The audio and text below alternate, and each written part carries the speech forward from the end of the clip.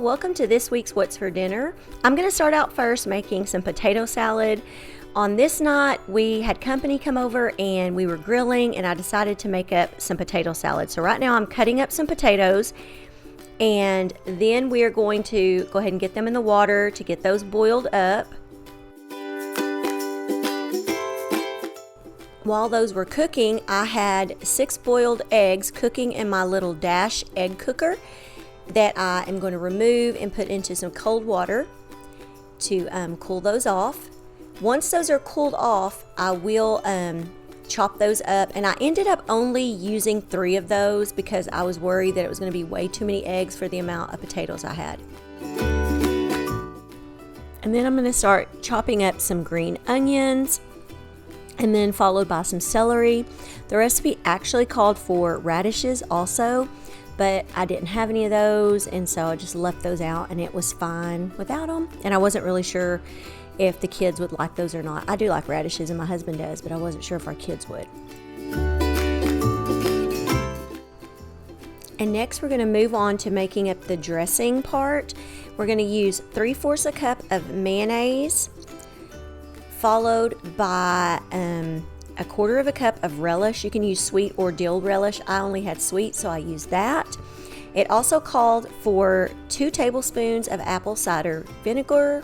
Sorry, I can't speak. I did put 2 in there. No, actually, no, I only put 1. I forgot.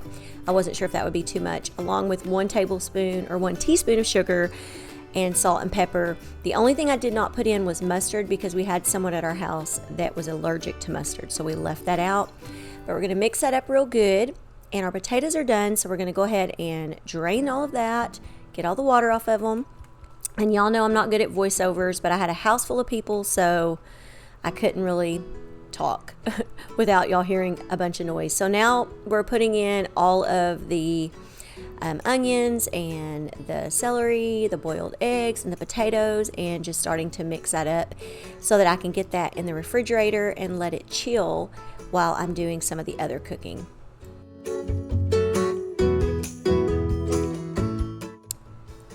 I forgot to show in the video, but I did put some paprika on top of these. Next, we are going to make some homemade baked beans, and I don't really have a recipe for this. I'm going to start out by frying up some bacon. I normally buy the real bacon pieces at Walmart, and I use that, but since I didn't have any, I was frying up bacon. I'm also frying up a pound of hamburger meat with some diced onions, and I'm going to season that with some garlic powder, salt, and pepper.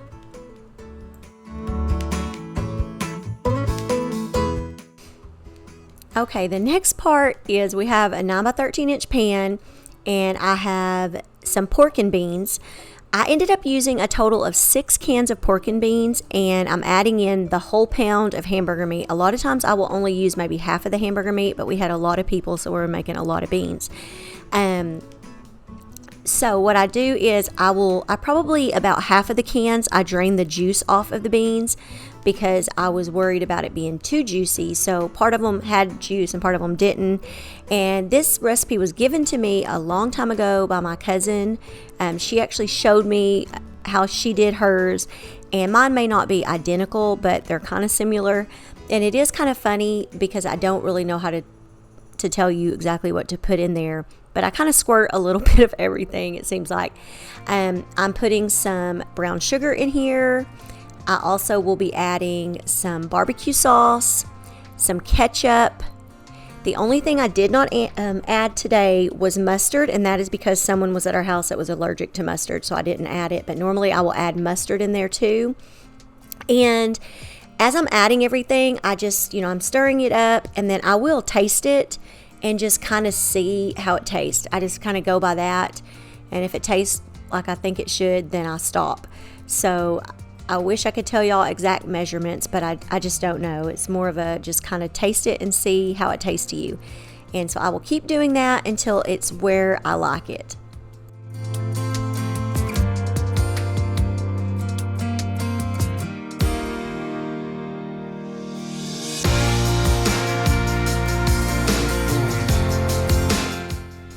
The last thing that I have done is I'm adding the bacon that I cooked. I just diced it up And I ended up not cooking enough bacon. I should have cooked more. So I went over to the cabinet and I got some bacon bits and I kind of sprinkled it over. And they were fine because as they're cooking in there, they will soften up. But the best thing would be to either cook quite a bit of bacon or buy the real bacon pieces. And once I do that, then I'm going to cover this up with foil and put it in the oven. I think I had it on 400 and I cook it for like 45 minutes because I like them to kind of thicken up. It's just kind of your preference because it's basically done. It's just kind of to thicken them.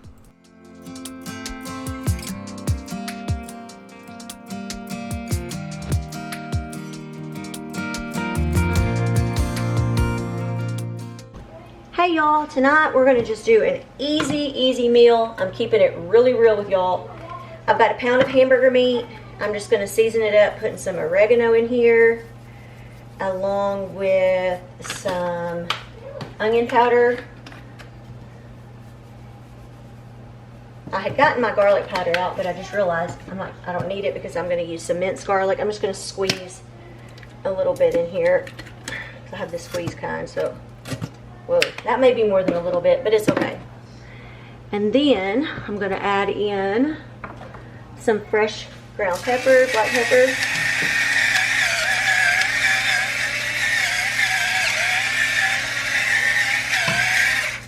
And then we'll put a little bit of salt in here. And we're just gonna brown this meat up for some spaghetti.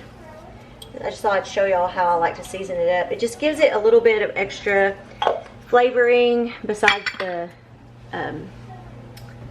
spaghetti sauce. So we'll brown this up and then the rest is going to be really easy. I'm just keeping it real with y'all.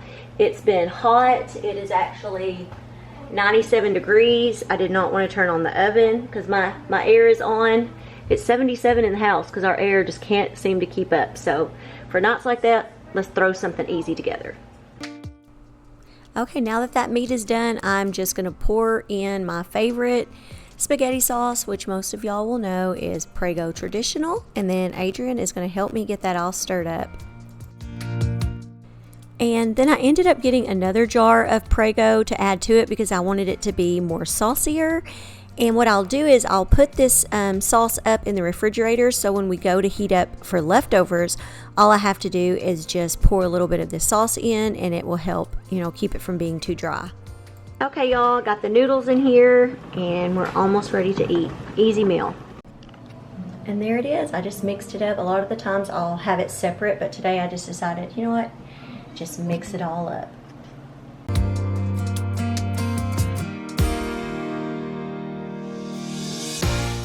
Hey y'all, welcome to tonight's What's for Dinner. I am actually going to grill some chicken. I had 5 chicken breasts that I attempted to cut in half. And I'm not the best. So I'm gonna put some olive oil on the chicken and then I'm gonna sprinkle them with some of this Slap Your Mama seasoning. I did not have time to marinate these like I wanted. So I'm hoping that this will turn out. Y'all, it has been like right now it's showing 102 degrees. So I figured I wanna cook something outside. So let's start out just putting a little bit of olive oil. And ignore the noise in the background. Kids playing around. Summertime. I'm trying to spread these out so I can do one side and then I'll flip them. This is not very good.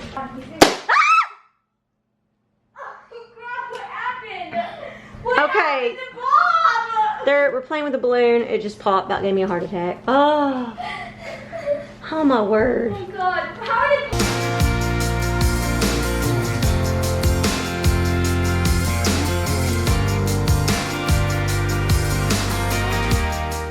So now what I'm going to do is I'm going to move them over to this plate, and as I'm doing it I will go ahead and just put some of this on and then sprinkle a little bit more on the other side.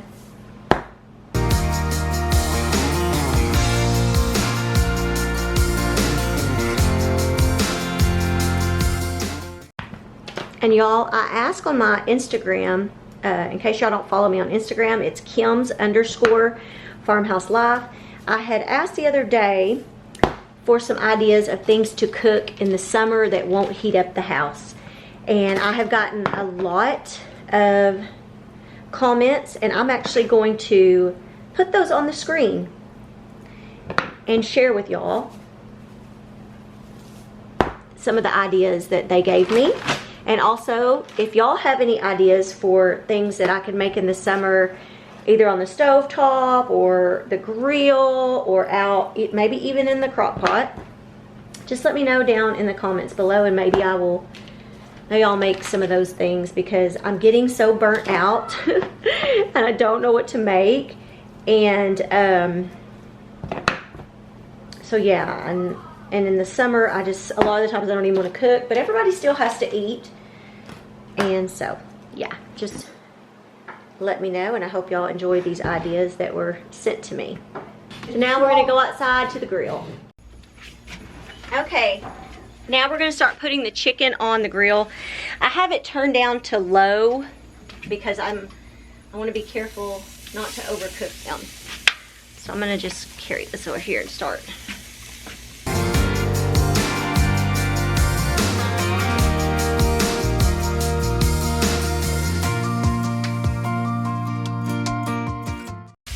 So, got it all on there. We're just gonna let this cook.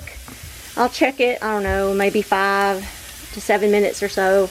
I don't know. I'm still learning on cooking on the grill, especially on a propane. This was my father-in-law, so I'm just kind of learning how to use this, because we always had the Traeger grill, which we still have, but I wanted to start using this some. So anyways, we're gonna close this up, and then I'm gonna go inside and cut up some lettuce and tomatoes and make some salad. Okay, y'all, I got the chicken off of the grill. I just put it in this little roaster pan just to keep it warm.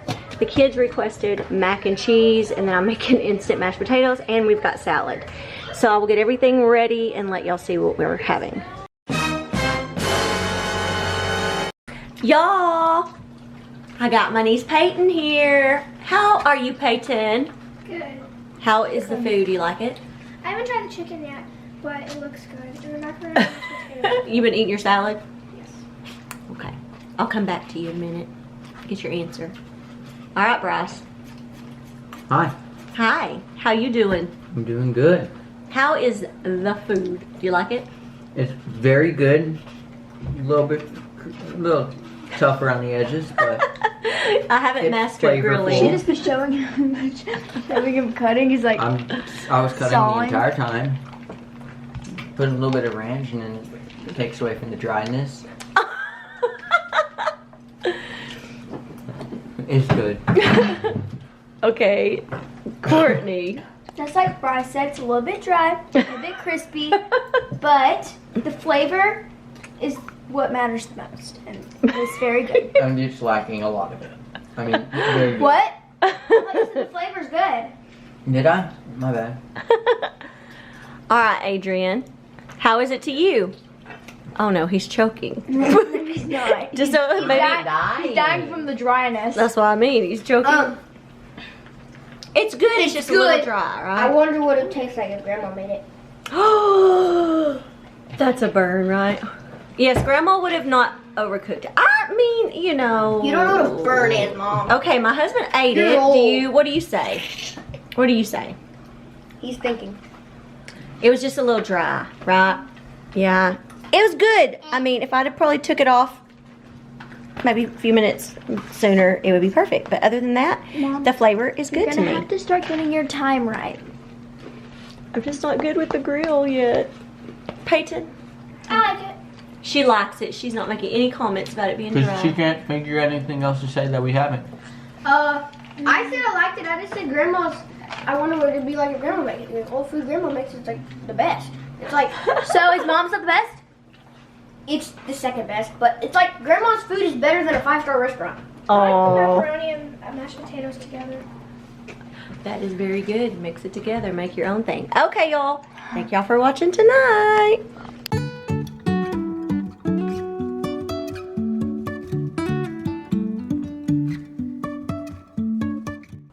Hey y'all, I thought I would throw in one more video for this week, which is a banana pudding recipe that we made on the same night that I made the potato salad and the baked beans for our barbecue.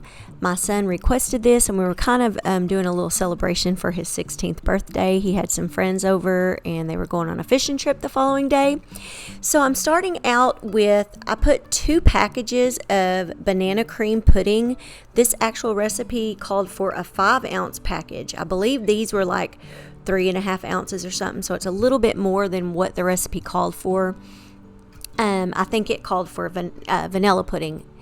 And I am adding in 2 cups of milk and 1 can of sweetened condensed milk. Next, I'm going to add in a tablespoon of vanilla extract. And I actually use a Mexican vanilla, blah, blah, blah. So I'm adding that in, and I started whisking it. And then I remembered, hey, I have a really cool gadget that was sent to me that I want to show y'all. It was sent to me by the company called AceKool, and it is a hand blender. It's like a 5-in-1 hand blender. I will be showing this again on an upcoming video, but I wanted to use it today because I was like, hey, I will use the whisk attachment and get this done a whole lot quicker. So I am going to get this all put together, and then we are going to try it out on making this banana pudding. But I guess, let's see, how does this thing even work? Oh, it has a little speed thing. What's this do? Oh, it goes different ways. Interesting. Okay. Look at it! You just have to hold the button. You can even do it the opposite direction. And I guess so anyways, as you heard just a minute ago, I was kind of playing around with it, but it worked really good. I really liked it, and I can't wait to try the other attachments that came with this. The next thing that I'm going to do is I'm going to make some homemade whipping cream. It called for 3 cups of heavy cream. Now, I did mine different than what the recipe called for. I added some vanilla because this is how we always make our whipping cream, and then I added in some powdered sugar, and I did add in some more. I don't think I showed that. I just kind of taste it as I go along, and I just keep mixing this until it thickens up the way that I like. And then I realized that my bowl was too small, so you will notice I'm changing bowls so that I can mix this up and not get it everywhere, because it was going everywhere before this. But once you get it to the consistency that you want, then you just stop, and you got to be careful. You don't want to over mix it, or you'll churn butter or something. I really think that's what could happen. But anyways, so after that is done, we are going to take some of that, or probably more than half of that. I would say about 3/4 of that I added into our banana pudding. We're going to fold it in gently, and then you're going to reserve some of that to put on the top of your banana pudding when you're done assembling it.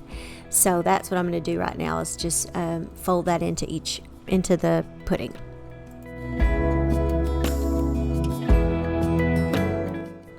Okay, now it's time to assemble this. So I'm starting out, and I'm just slicing up bananas, and then we're going to lay the bananas into the bottom of, or sorry, not the bananas. We're going to start with the vanilla wafers. Put those in the bottom of our 9x13 inch pan, and then we're going to put bananas on top of that. And we did use the mini vanilla pudding, or blah, blah, blah, y'all, the mini Nilla wafers. You could use the bigger ones, and then you will take and put about half of your banana pudding mixture over that, and then you're going to repeat the same step with the vanilla wafer cookies and with the bananas. Finally, when you get those put out, you're going to put on your last layer of pudding, and then I took the rest of the whipping cream, smoothed it out on top, and then I took some more of the vanilla or the Nilla wafers, and I crushed them on top. And then I just covered it up and put it in the refrigerator and let it chill until we were ready for it. So thank y'all so much for watching this week's What's for Dinner. I look forward to seeing y'all again next Friday. I hope y'all enjoyed it. Please leave me a comment down below and let me know. Y'all have a great week.